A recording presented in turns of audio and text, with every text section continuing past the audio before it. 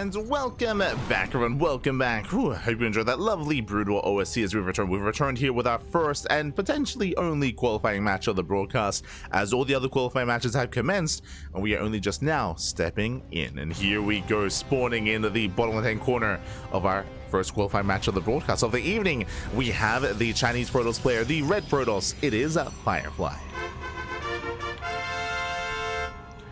And spawning in the top right-hand corner, we have his opponents representing Team Elpis. It is a Chinese Terran player himself. He's a little bit sleepy, a little bit dorminoko. It is Oriana. And if you're in the chat, predictions are open. Place your bets on who you think will claim the series. Best of luck in the chats as we do jump into our best of five. Just fixing up the in-game names, but also thank you so much in the chat for clearing up. I was curious who Cassie was, and Cassie is Kingslayer. Now it makes a little more sense. Kingslayer is a younger up-and-comer. We have covered Kingslayer in years past, and if you remember yesterday, I was concerned. I did actually vocalize. I was like, I was a little bit surprised that Kingslayer wasn't here. Like, Kingslayer, he was not a part of yesterday's bracket, but apparently he was. If it was Cassie, then I believe Kingslayer was a part of yesterday's broadcast, of yesterday's tournament bracket, I should say. I should emphasize. So good to know that Kingslayer was competing, and now for Kingslayer to take down Rex, that does make more sense in my mind. Kingslayer, again, he's a younger up-and-comer in the Chinese region. We did first feature him, I want to say a couple of years ago, in DreamHack Winter of like 2022. Something along those lines. But it has a lot of potential as a player, has a lot of potential, and has been on the rise. So really cool to see him having more success, but my heart goes out to Rex. My heart does go out to Rex. Este Rex. And now we're settling into our first game. Oh, of the best of five, of course. Oh, the best of five. Meanwhile, behind this, we do have a double gas opener out of our Terran player going for the faster factory. Now, Oriana in the past used to be very mid-game oriented, but in current times, I have noticed some more aggressive play, some more aggressive builds from the side of Oriana. So we'll see how committed he's going to be on two bases. Ooh, for now, early tech lab and early add-on. So what now? Oh god, the pylon block, that is brutal. The pylon block covering the tech lab. The whole purpose of this build was to rush into a cyclone and to rush into tank production early on, but now the tech lab does nothing. That is actually brutal for this build for the Terran. Like, the whole point of this was to go into the cyclone and again early tank production. Like, the tech lab here is so crucial to the double gas opener. And with that is going to be delayed. Adept gets across the map. We'll be able to delay the CC. One more shot. Ooh, SCV goes down. Avoids the winter mine. And this is a rough start for Oriana. Not like this. Behind this robo opener into a prism to get across the map. We can try to bait out the mine shot with a shade. Second Adept has arrived. That SCV is not safe. SCV has to pull. Oh no! SCV comes back too soon. The pylon is still there, by the way. Still cannot make a cyclone. Oh, god. One Adept goes down. Meanwhile, Firefly still just rallying across the map. And I'll be honest, because of the rover, because of the reinforcements that are going to be on the way, there's only one gate behind this. We have more gateways in production. Warp gate is going to finish up in time. I don't see the space finishing. I don't see the CC completing. It's going to be close. Widowmine is now in a better position, but the SCV is going to be targeted. Once again, no expansion. Prism has arrived. Now we can come in, we can juggle back. Very nice bait. Baits out the mine shot. Now going for the SCV. Oh. SCV goes down. Takes down the Reaper as well. Another SCV kill, another delay. Finally, the cyclone is halfway done, but this is a very late cyclone. Oh, once again, Firefly with the micro, with the control. Pulls away, cleans up the army, and with that, Firefly, he will take a lead in the series. Like, there's no defending against this. Like, it's just been such a rough start. Loco is going to be broken. Viking will zone away the prism. At least we'll try to. Once again, just breaking those lock-ons, lifting up those units. Cycling goes down. GG, and Firefly takes game number 1. Whew. GG, well played. Firefly does take lead.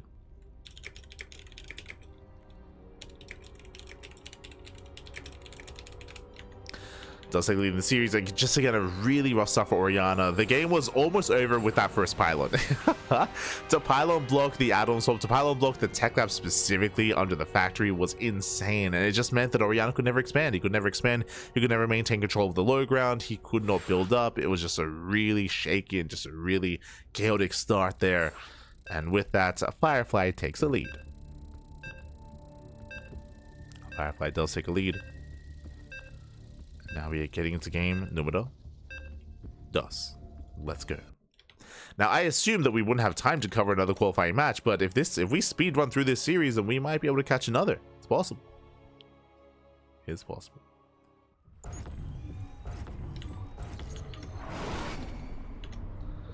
As spawning in the top right-hand corner here of Ultra Love, we have our Chinese Protoss player, the Red Protoss. Leading the series 1-0. God, they changed places once again, baby. Un momento. Okay. Spawning in the right-hand corner, we have our Chinese Protoss player. We have our Red Protoss leading the series 1-0. It is a Firefly. And spawning in the bottom left-hand corner, we have as opponent, we have the blue Terran player representing Team Elpis. Our Chinese Terran, it is Oriana. And I feel like game 1, it was almost a bit of a disservice to Oriana. Like we didn't get to see what Oriana was made of. Like, just from the beginning, it was just, what could he do? He just had a really hard time getting to his own build, his own opener. The CC and low ground was just perpetually delayed and denied and just could not finish up, bleeding out extra units. And Firefly, of course, he just doubled down and just committed into that aggression, or leaned into it, I should say. Once again, double gas opener. This is going to be for a faster factory, a delayed CC. Once again, this most likely is going to lead into an early tech lab, but we could see an early tech lab on the factory into early cyclones. We could see an add-on swap into earlier Banshee production instead. We could see reactor on the Rex into reactor Reaper Hellion. There are options here with how we want to play this out. There are options for Oriana.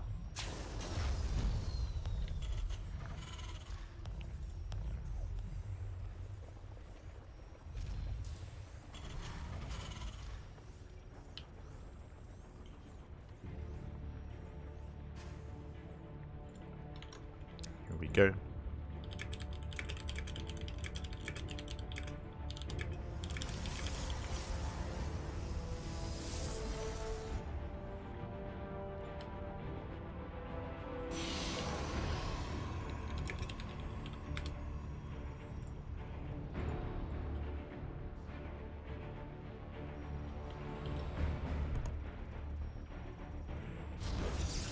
Oh, okay, so initially we had a standard opener out of Firefly. The Reaper does get into the main base, but Firefly does hide a pylon across the map. Interesting.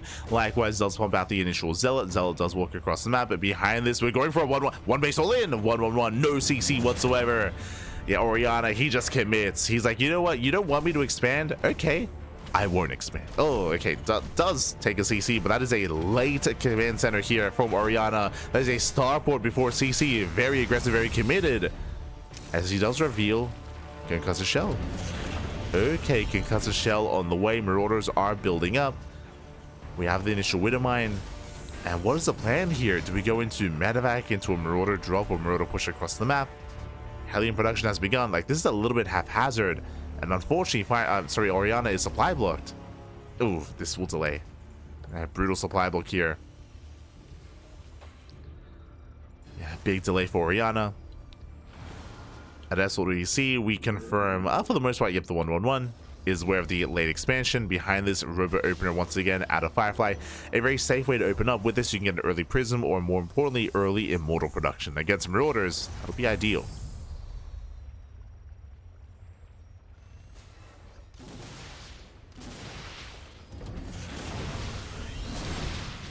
As we see early on, Firefly trading, dives on the first Marauder. One Marauder goes down. Gets one. Can he get another? Oh, base out the mine shot. Wouldn't mind goes down as well. So far the trades have been on point. Been on point here. We have a Liberator behind this as well. Boys being pulled in. Hellion is targeted. And finally, without any adepts, yeah, these are expensive losses. Expensive losses. Firefly has to get the hell out of here. Bleeds out 2 more Stalkers. Still rallying in. Gets a Marauder, not bad. Takes down a Marauder. Takes down a couple of SCVs. Still reinforcing. Behind this, the Robo for what? For not an Immortal, for a Warp Prism. Once again, Firefly wants to be aggressive, wants to be assertive. Wants to be unrelenting. Nice control. Saves a Marauder. Oh my god, did save them for a moment. Medevac goes down, Marauders go down, and Firefly he overwhelms. He does punish this build. He punishes the early Marauder production. He punishes the fact that there's still no expansion. And this is going to be a fast series. It's going to be a fast one here. As Firefly will clean everything up on the low ground. There's nothing remaining. We have a Liberator here on the high ground. We have Liberation. We have some freedom. The boys are pulled to repair. But this is also hurting Oriana. She has limited mining. There we go. Does pull back. With the War Prism, we can just ignore that Liberator. Just ignore the ramp. Gateway Explosion on the way.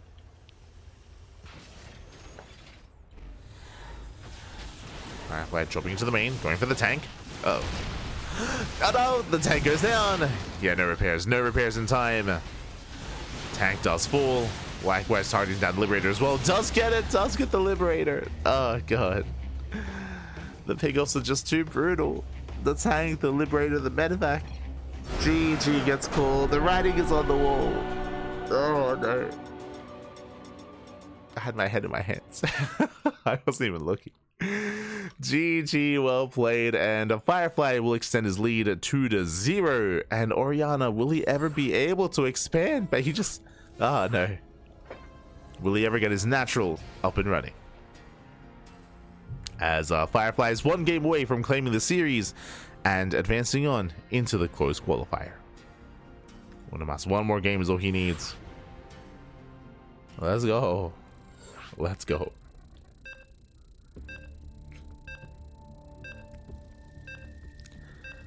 You know, we were the last qualifying match to begin. We might be the first to finish.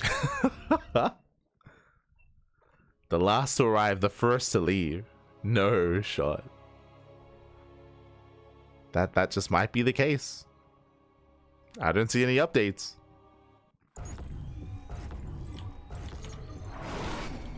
And here we go, spawning in the top right hand corner here of Tokamak. We have the red Protoss player, himself, lead the series 2-0, 1 game away from qualifying for the EWC, the Esports World Cup Asia closed qualifier. It is a Firefly. And spawning in the bottom left hand corner, we have the blue Terran player with the blue Terran himself, the Chinese Terran representing Team Elpis. It is Oriana.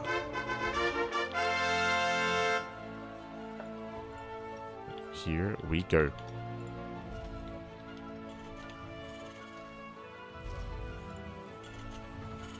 So we are setting up.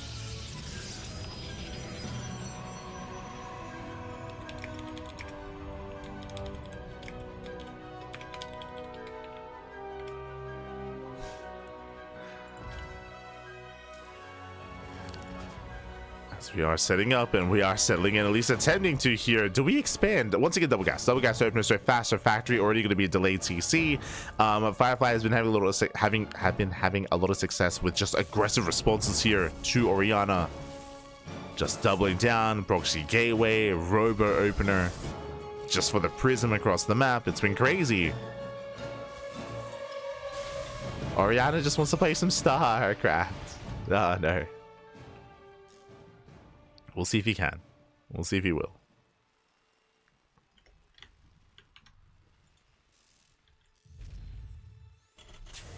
As there's that factory. Factory's on the way.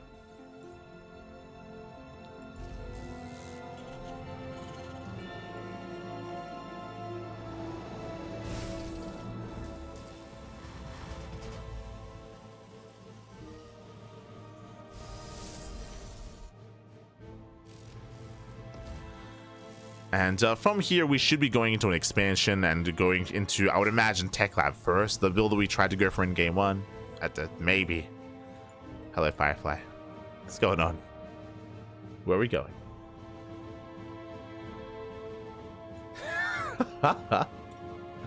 Este Mega. You're an animal, Pop. You're an animal. God. There we go. CC is going to be on the low ground for Oriana. Meanwhile, across the map, the Reaper does poke in. It is once again a Robo Opener from our Protoss player. Robo Opener into a faster War Prism, I would imagine once again. It's been the same opener every game so far by Firefly to just punish the aggression of Oriana. This time, Reactor on the racks, Tech Lab on the factory. Opening up at Reaper Hellion initially. Does open up.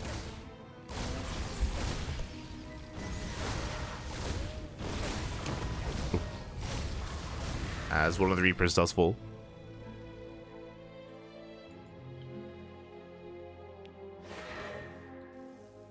Takes down a Reaper. Oh.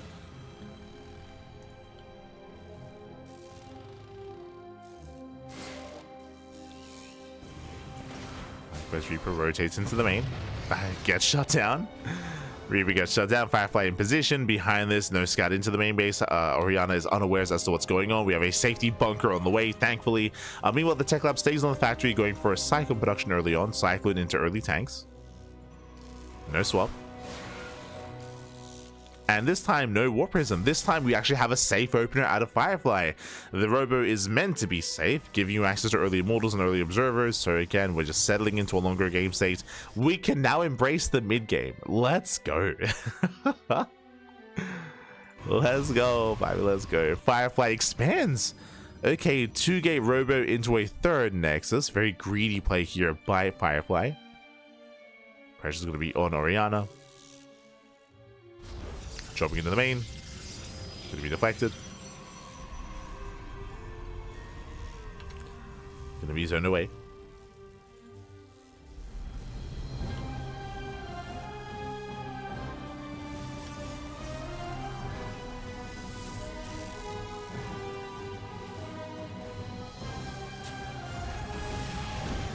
So Oriana does hunt down the Observer. Does cost Oriana an auto turret, but overall, nice pick off. Building up his bio tank. And Firefly enjoying a 3rd. Okay, so we can sink our teeth into this series. Coming into this, I want to say that Oriana's in a decent position, but the problem being, for the time being, is that Firefly has a faster 3rd. Just a really fast third base, really economic follow-up here, very greedy, I want to say. And Oriana has yet to attempt to punish. We'll see if he can, is the question. Does he commit on 2 bases? Does he just double down? The map itself is going to be favoring defensive play out of Firefly. This is not really a map built for all-ins. See if he goes for it. We're now building up his tank count. We have Stim on the way, combat shields. Massive gateway explosion from Firefly. Firefly opens up into charge. He'll be skipping Blink. And likewise, no Colossus production yet. Just Mass Zealot.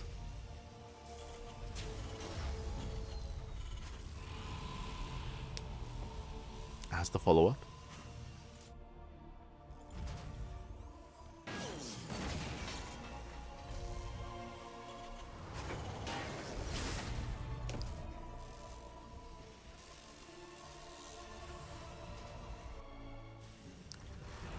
It's just going to get into mass shard. I mean, the Zealots are already amassing. That's going to be a lot of Zealots.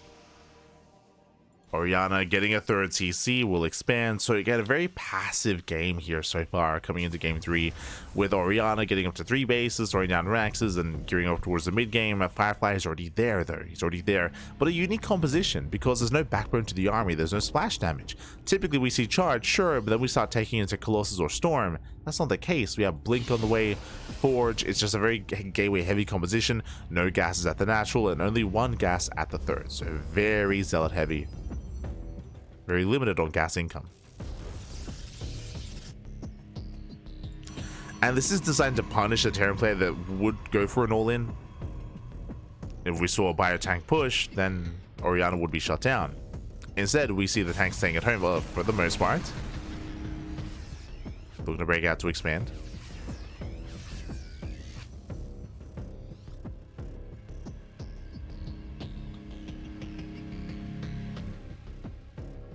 As Firefly does move out. Knocking down those rocks. Charge is revealed. Oriana now working towards Ghost. But not there yet. Oh, he doesn't see. Oh, no, he doesn't notice. He does. Okay, now he does. He does notice the rocks.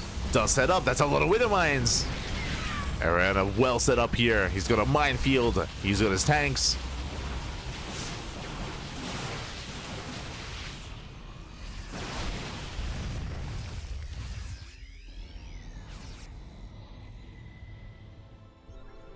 Firefly does fan out.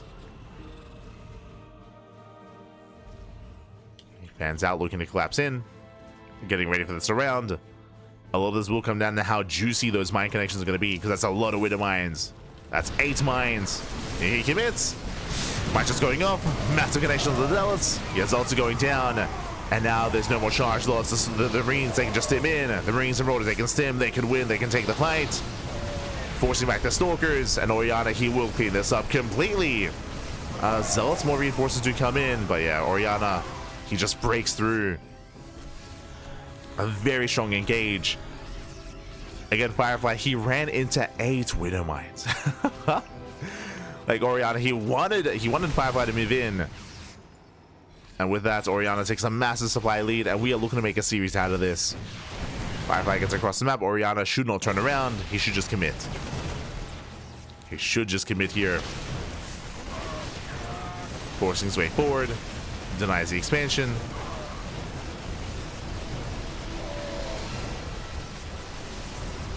Takes down the mineral line as well. I mean, the counterattack, the Zealots, they're getting some damage, but there are plenty of reinforcements. And Oriana, again, he should just keep pushing. He scans. Does see some Zealots. Nice control.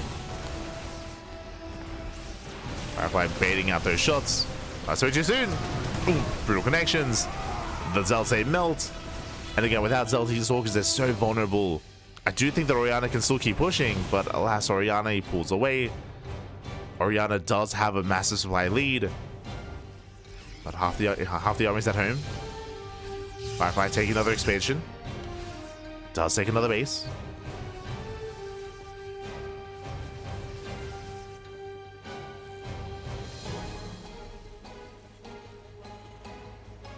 There's the skin.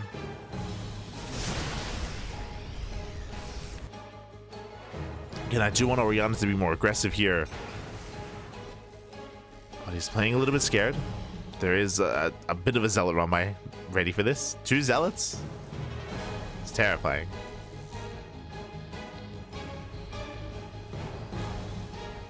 Here you can see Oriana splitting off to get ready for that run by. He's got Ghost, he's got EMP. What does Oriana need? He needs some confidence, baby. Let's go.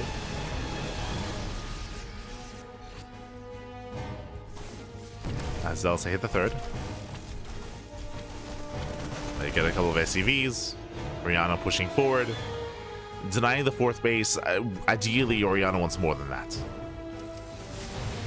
As we'll get a kill. It does get the kill on the expansion and just keep going. Send it. Keep going.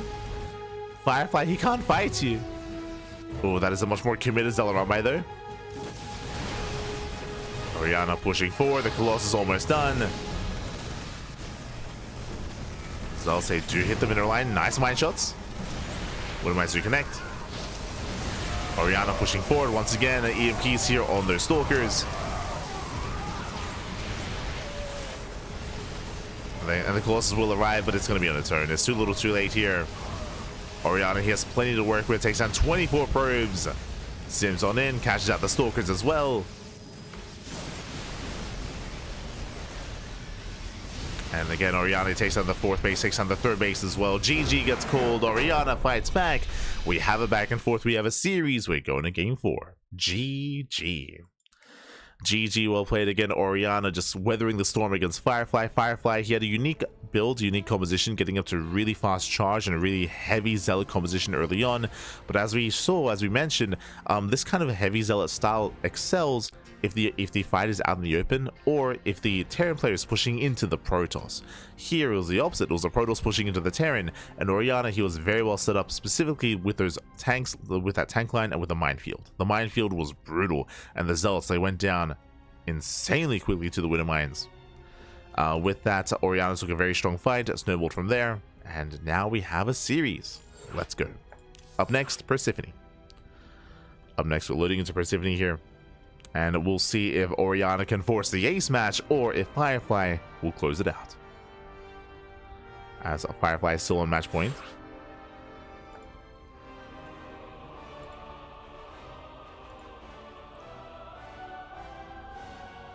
Still on match point. And do we have any other updates here? Again, ours was the latest, the last qualifying match to begin. But we do have updates. My heart goes out to Joey. Go Joey. He just wrapped up against Jim, and Jim takes down Go Joey 3-1. There was a back and forth there, but last Jim, he qualifies. He qualifies for the Esports World Cup. My condolences to Go Joey. Again, as I mentioned, Go Joey nowadays, he's a part-time player. He has an IRL career. He does other things, of course. It does take up most of his time, most of his attention, but still does play in tournaments every now and then. He still has, of course, a lot of passion for the game, a lot of love for the game, so much love to Go Joey as he is knocked out of the tournament. Jim does qualify for the main event. Meanwhile, Jeshi takes down Lin 3-0. Jeshi will be able to advance on as well into the closed qualifier. So we have Jim and Jeshi confirmed. Meanwhile, we have a couple matches still ongoing here. We have our series, of course, Firefly and Oriana, and we also have Cassie, aka Kingslayer. We have Kingslayer versus Nanami Chiaki. So 2 qualifying matches left, 2 matches remaining.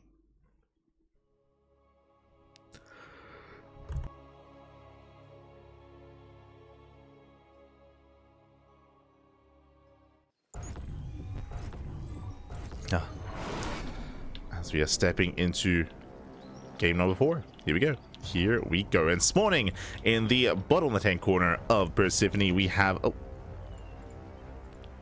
we have the Chinese Protoss player. We have the red Protoss representing himself, currently teamless, but leading the series 2-1. We'll see if he can claim the series and qualify for the closed qualifier here and now. It is a Firefly.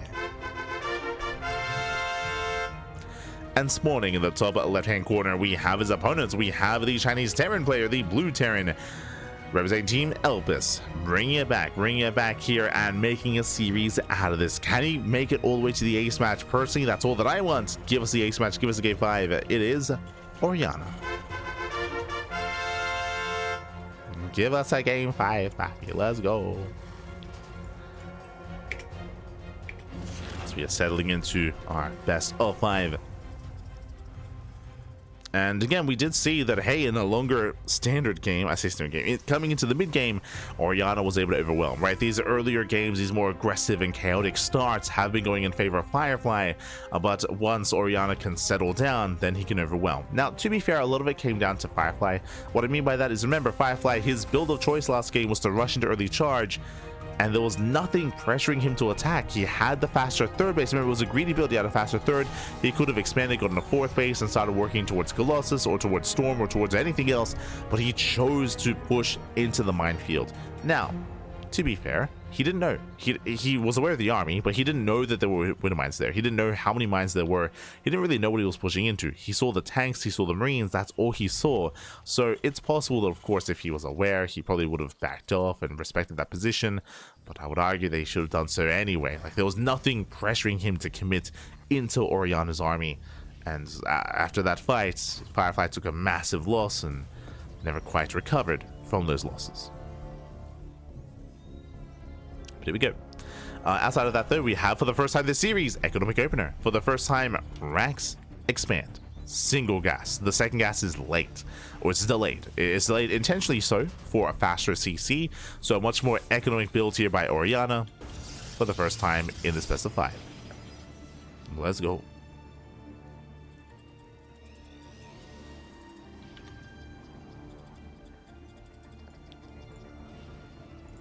Let us go. Joey, no, I miss Joey as well. I miss my Joey. He's a good guy. He's a good guy. I did wish him luck. I did message him before his match against him. Did wish him luck.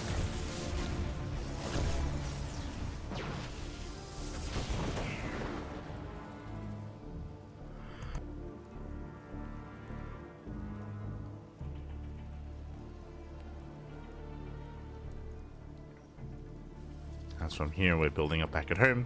Oh my god, that is a second factory. I was assuming we were going to be getting into a more standard game, but no, that is not the case. We are looking to mech it up. Second factory is on the way into Mechville accelerators into Battle Mech. Let's go. Again, Battle Mech is something that we don't see too often here, but players like Gumi here, players like Ryung, there are some key Koreans that do like to embrace Battle Mech more often than not. And we'll see if Firefly can handle that. Oh boy. I think we also saw Battle Mech yesterday. I can't recall who played it though. Who were we casting? I think it was Special. Yeah, it was Juanito. That's it. Juanito Special did play Mech as well. He did embrace the Mech last time. He played Mech against Protoss. He played Mech against Master, if you recall. That was in yesterday's broadcast. Meanwhile, of course, Mechville accelerators are on the way. Firefly is yet to confirm what's going on, going for the proxy gateway. And the purpose here would be to take over the natural. So a very aggressive setup here from Firefly. I say aggressive, he is expanding behind this, so faster third base once again. Going into Blink. And you can see Firefly setting up pylons, setting up the gateway, warping in. And we'll see if he can break his opponent early on. Now, because we're going Mass Cyclone, no tanks. There are no tanks. The defensive setup here is weaker as a result. We have 4 gates in total. Extra stalkers. He's going for the dive. He wants a bunker. He wants it. He will get it. Bunker goes down. Repairs not in time. Cyclones, they can respond, but Cyclone count is very low. It's a low Cyclone count. I say that. Cyclones, they hold their own. They punish 1, 2, almost 3 stalker kills. Firefly has to get the hell out of here. Does break the lock-ons, or some of them at least. But the others, they maintain, and you can see every stalker going down. Ay, ay, ay. Does punish one of those Cyclones, does punish another. Every Cyclone kill counts. Because you cannot let the Protoss player get out of hand and get out of control. The boys are being pulled to repair. 2 Cyclones left. 2 Cyclones remaining. So he's going to be going down. Oriana, he lost too many Cyclones. He lost how many? He lost 3 already. And now he's losing 4. 4 Cyclones go down. 5 Cyclones go down. And up the 6th barely gets away. But the thing is that Cyclones, they really get terrifying once you build them up. Once you get up to, what, 10, 11, 12 Cyclones, they get out of hand real fast and real quick. But last Cyclone count, it's down in the gutter, down to 2 Cyclones. Nice target firing, gets another Cyclone. There's 1 Cyclone left. In low numbers, Cyclones are not a threat. Not a threat. Not like this. Not against this many Stalkers. Not against 4 gates of Blink. As the base is under fire and Oriana just cannot keep up. Not anymore. No. He's doing what he can. Alas, it's going to be, what, 14 SCV kills. 14, 15, 16 SCVs. Insane damage.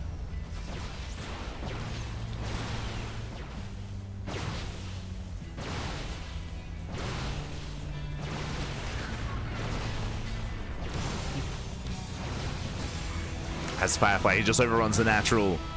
Does overrun. Again, the Cyclone is just not there. Like, as you mentioned, like, the real strength, the power in Cyclones is strength in numbers. But the numbers low. Oriana gets supply blocked. CC's on fire. Behind this, we have charge on the way for Firefly. Getting into charge, getting into +1. Embracing just a pure gateway composition.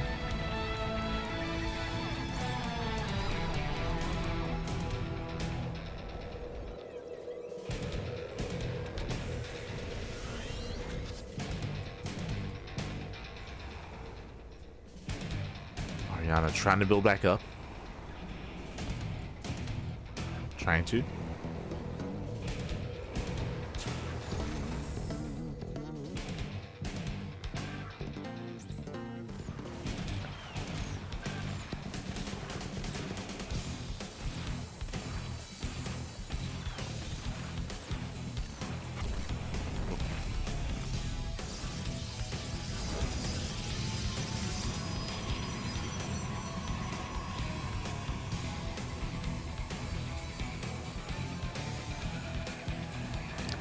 And we're all in. Yeah, at this point, we're completely all in. Oriana has to send everything across the map. How many Cyclones? Okay. 8 Cyclones. We got the boys as well to repair, to buffer. Oh, yeah, but he's up against charge. If there wasn't charge lots, then I could see this working. But Zell to hit a tank. There's plenty of Stalkers as well. Too many Stalkers. He just blinks in and gets 1 Cyclone already. They send 1, 2, 3 Cyclones going to be going down. GG gets called as Oriana. He runs out of steam. He gets overrun, gets overwhelmed. And Firefly will take the series 3-1, qualifying for the EWC Asia Closed Qualifier. GG.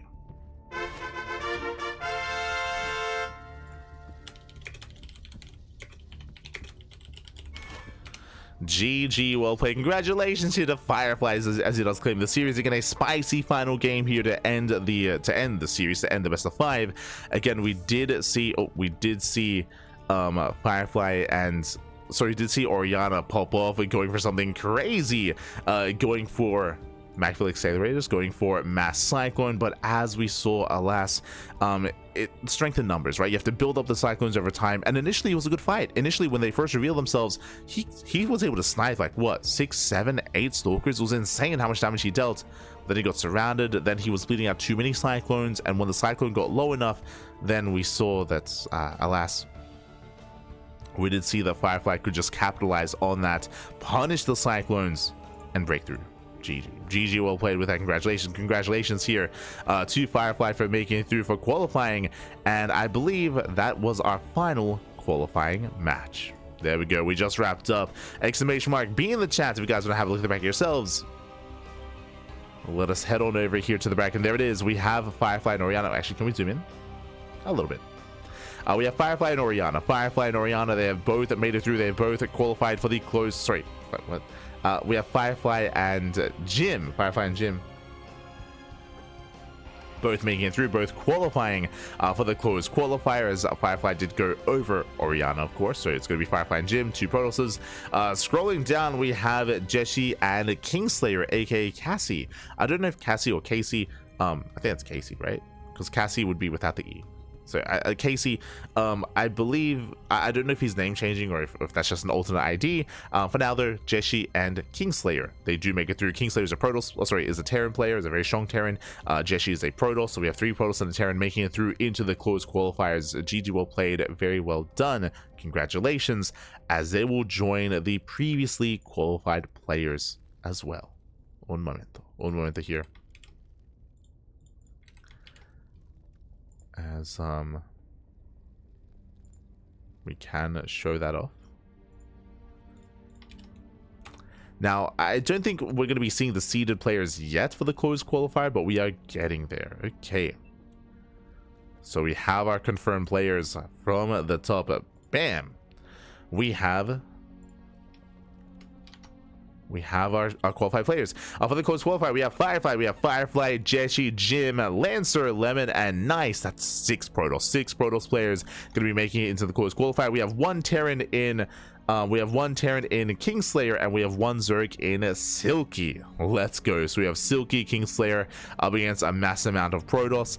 Coming into this, who do we favor? Now, only one of these players is going to make it through into EWC.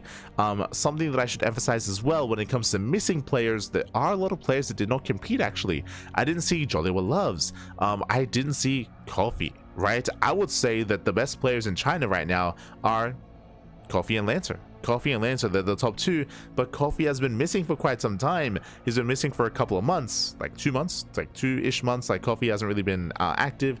Coffee has been MIA. So without Coffee, I would say that Lancer is the favorite player here. Lancer, he is a beast. He is coming in as the favorite player to make it through. I say that because of all these PvPs, anything can happen. I can see Firefly upsetting. I can see Jeshi upsetting. I can see Lemon and Nice upsetting as well. Like, there are definitely some players here. Like Firefly, he recently beat MaxFax in a PvP. Nice recently beat Hero in a PvP. Lemon is also very strong in his own right as well. Like, a lot of these players can threaten each other. So even though on paper I want to say that Lance is favored, I can see many of these players bringing him down. But it's double elimination, so you can afford to make some mistakes here. It is going to be double elimination in this closed qualifier, and this will be, of course, in the next couple of days. 30th of May, tomorrow. Jesus. So tomorrow is going to be the closed qualifier for this event. Now, what I will emphasize as well, I would love to cover the closed qualifier, and we will cover some of it, but if you recall, the closed qualifier for the Asia region and the open qualifier for the Korean region, they're clashing. They're clashing with each other. I don't know why. It's a shame that they are, but that is reality. They are clashing with each other, and that is going to complicate some things. Because of that, the Korean qualifier starts first, an hour earlier. So I believe the current plan for us, actually we can just show you the schedule here. The current plan for us is, as you can see, we are currently Thursday. We're currently Thursday evening. But tomorrow, Friday evening, you can see Korean qualifier is at 6 p.m. KST and the Asia qualifier is at 7 p.m. KST. We will start with the Korean qualifier.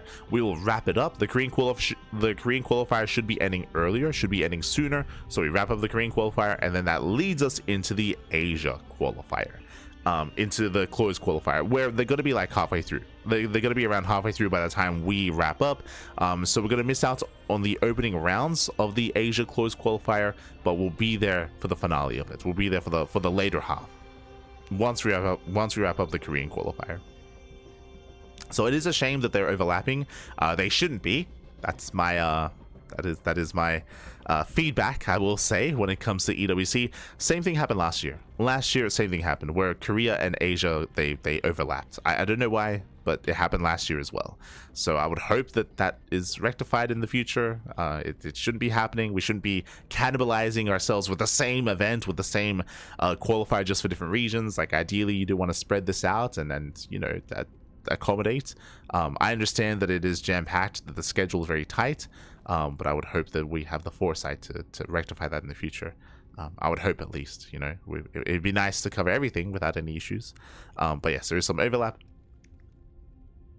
Regardless, GG, well played. And yeah, with that, we are done for the time being.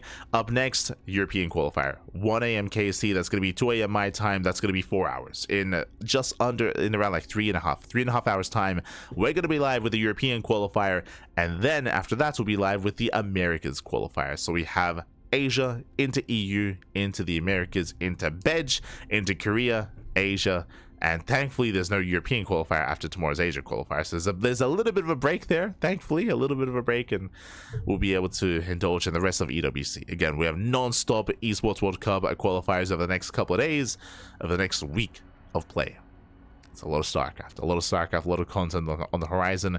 Do look forward to it. As again, we're going to be covering as much of it as we can here on the CranKy Ducklings. We are live more than any other channel out there. Fun fact, we are the only channel out there that has covered all the qualifiers so far. Shout out to Rotterdam. Yesterday he covered the Asia qualifier and the European qualifier. He did not cover the Americas qualifier.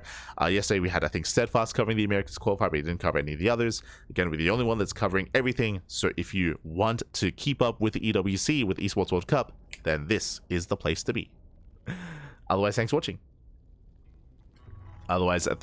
Thanks for tuning in. We do appreciate it. And we'll see you guys in 3 hours. We'll see you guys in 3 hours for the European qualifiers. Let's go. There are some key players that have yet to make it through, and I mean, you know, these qualifiers are always heartbreaking. They're always heartbreaking. You know, you want everyone to make it through. You want all these players to succeed, but only a handful can make it through. Best of luck. Best of luck here to all the competitors here tonight. So we'll see you guys later on. Otherwise, stick around. We're gonna be giving another StarCraft streamer a raid. We'll find someone to send everyone over to. Find someone. I think Rotterdam is going to keep his stream going for the next 3 hours. I think he's just going to keep streaming, so we might raid Roddy. Otherwise, I see like Ender is streaming, Ender is laddering. Yo, Hatsu is laddering. Let's go. I think Hatsu is going to be playing in the qualifier later as well. Regardless, we'll see you next time. Otherwise, you can follow us. You can follow us on all the social medias. You can follow us on, of course, Twitter, Facebook, Instagram, YouTube, Discord. We are live on all platforms, and we also upload VODs on YouTube. So check us out on YouTube. YouTube is the place to be for our VOD content. If you see something that you want to watch here live, and I can't blame you if you can't watch everything live, right? Like, there's just so much StarCraft going on, and you have other things going on in your life as well, I'm sure. So you can't watch everything.